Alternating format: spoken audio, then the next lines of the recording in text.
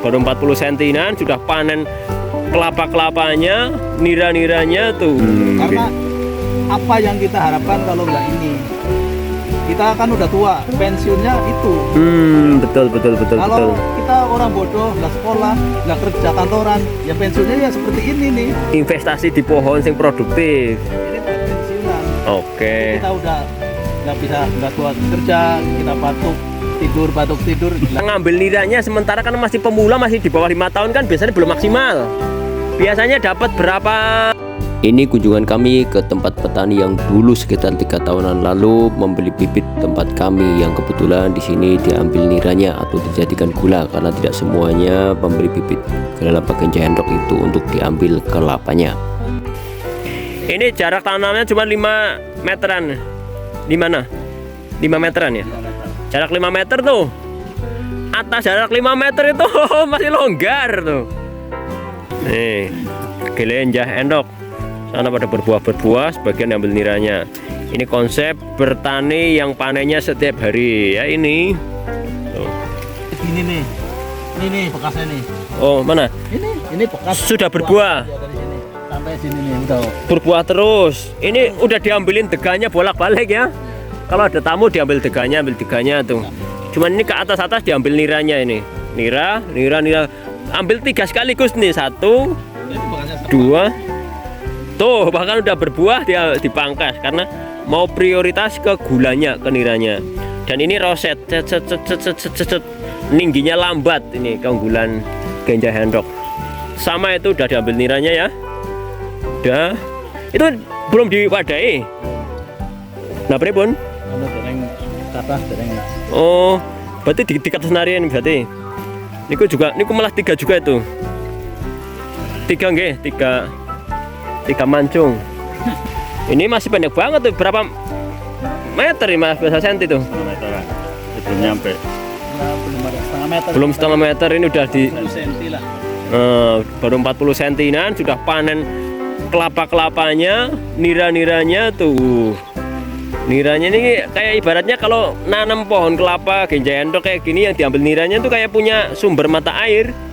Air manis. Air manis yang bisa jadikan untuk gula. Jalan.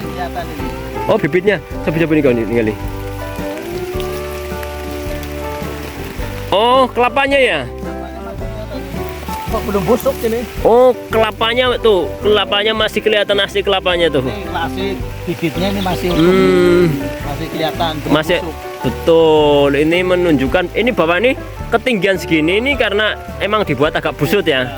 Karena tadinya nih sawah. Kalau sawah kan biasanya becek, ngandung air, maka ditinggikan. Ketika ditinggikan, kelapanya ini kan kelihatan segitu, tinggi sekitar 40 cm ya, 30 cm ya. 30 cm. Ini masih kelapanya masih ada, sudah manak lagi ini ibaratnya bocah manak bocah. Wah, ini melimpah banget ini. Salah satu. Nah, ini ngomong-ngomong ini, mohon maaf nih. Ini kan sudah dideres. Ini kira-kira bisa ngambil niranya sementara kan masih pemula, masih di bawah 5 tahun kan biasanya belum maksimal. Biasanya dapat berapa liter atau apa biasanya Mama? Kalau sehari ya dapatnya itu 35 liter. Kadang-kadang 40 nggak menentu. Sehari 30 5 liter, 40 liter. Nggih. Tapi panjang sak mriki tapi ben langkung ngono. Nah, sehari 30 liter sampai 40 liter. Untuk berapa pohon? Ya, sekitar 40 pohon lah. Untuk 40 pohon yang hari ini diambil niranya ya. Karena ini kan masih istilahnya masih balita. Oh, masih apa namanya? Cuatnya itu masih dikit. Masih bayi, masih ibaratnya belum maksimal nggih. Tapi sudah berarti perkiraan per liter tiap hari nggih paling mboten nggih. Satu pohon perkiraan estimasinya sekitar dapat 1 liter. Setengah liter lah, ya seliter lah. Seliter nggih. 35 sampai 40 kan ya mungkin seliter kurang mungkin 800 mili lah nggih. Mili. 800 mili betul mililiter. Nah, itu mohon maaf kalau dikonversikan jadi gula kadang-kadang 5 kilo, kadang-kadang 6 kilo. hasilnya Artinya mungkin kalau 1 liter jadi gula sekitar berapa itu? Ya, Tadi kalau saya memperkirakan dari 40 pohon dibagi sama jadinya 5 kilo, itu sekitar 1 pohon menghasilkan 1,25 1 on 25 seperempat. Hah? seperempat on. 1/4 on. Karena masih pemula ini lagi latihan bener nih. Karena idealnya harus di atas 5 tahun ya. Di sini seperempat kurang itu 84 pohon. Oh, 1/4 hektar kurang masuk 80 pohon. Nah, dari 80 pohon ini yang diambil deresan ini ada 40 40 itu menghasilkan per hari 10 kilo. saat ini 10 kilo. Itu baru permulaan karena Ya. logikanya pohon masih kecil di bawah 5 tahun itu biasanya nilainya masih sedikit ya, begitu ya. Kita juga sama teman bisa, ayo kita nanam kelapa aja. Tanam sekian pohon dapat udah sekian. Berarti harganya sekian kan bisa buat kebutuhan hidup ya. Karena apa yang kita harapkan kalau nggak ini? Kita kan udah tua, pensiunnya itu. Betul. Kalau kita orang bodoh, nggak sekolah, nggak kerja kantoran, ya pensiunnya ya seperti ini nih. Investasi di pohon yang produktif. Ini buat pensiunan. Oke. Kita udah nggak tua kerja, kita batuk tidur, nah, bisa buat Betul. tunjang hidup saya. Nanti yang deresin orang lain. Anak atau orang lain. Betul, nanti yang masak kita tinggal bismillah nih, tolong ini setor. Jadi pohonnya sekarang pada berbakti. Sekarang masih dirawat-rawat, dilus-lus sambil dilatih ini untuk berbakti. Besok insya Allah nggak ada usaha yang sia-sia, seperti itu gambarannya. Mantap ini. Sekarang usaha nanam apa aja, nanam sama porang atau apa. Porang sekarang nggak berhasil. Harganya ya, tentunya. Tiketnya mahal banget. Nunggunya lama. Orang nggak tak dipanen setahun busuk, Oh, rugi kita. jeng.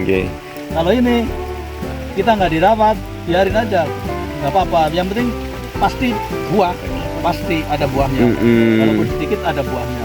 Kalau kita jual sini nggak usah mahal-mahal, 2.000 aja.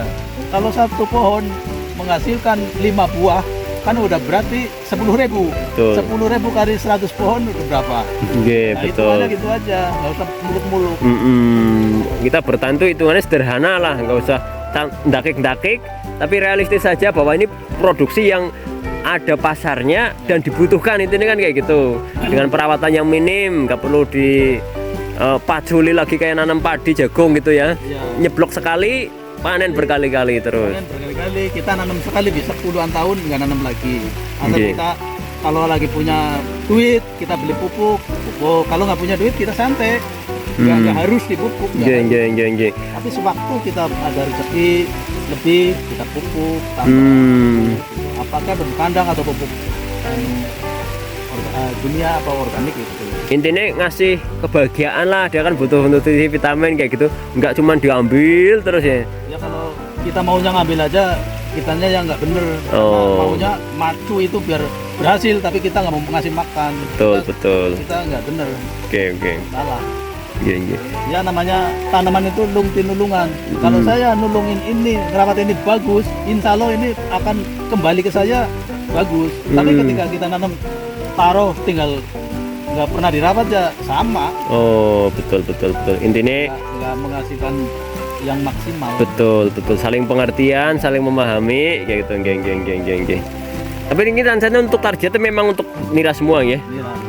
Bukan untuk babon kelapa ini kan harganya lagi mahal juga, permintaannya juga tinggi karena ke depan ini untuk kelapa untuk ekspor tuh wah permintaan dunia tinggi banget sini.